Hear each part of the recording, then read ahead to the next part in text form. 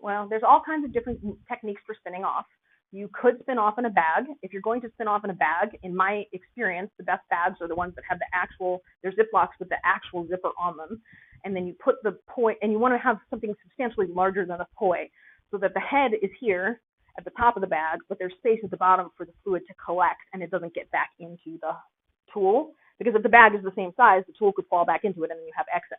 However, if you want to do a dip, or if you want to do a burn where you're using a very minimal amount of fuel, if this is your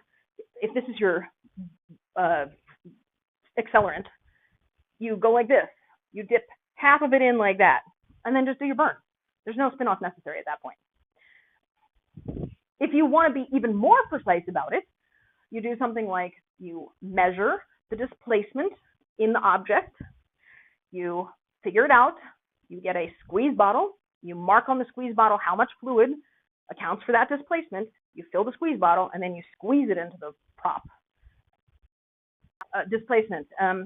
If I put, I don't know, whatever, 1,000 or 500 milliliters of accelerant in this vessel, and then I put this in, and I get it to the right level, or if, you could put it in and get it fully soaked, you'll know how much is left based on what's left in the container.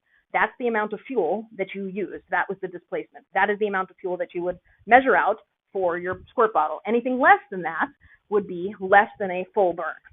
And so you would use a squirt bottle instead of a dipping container in order to fuel your wicks. Yes. But there are certain props where that really makes sense. Like, I don't know if you've seen like the wing harness situation where, people they strap on a set of wings and they have all these like little wicks. It makes way more sense to use a squirt bottle than to like take it and try to dip it. It's easier. Okay, well the purpose of the ground score is so that you don't have any excess fuel on your prop. When you do the ground score, everything transfers onto the ground, so you're not going to have excess fuel when you start spinning.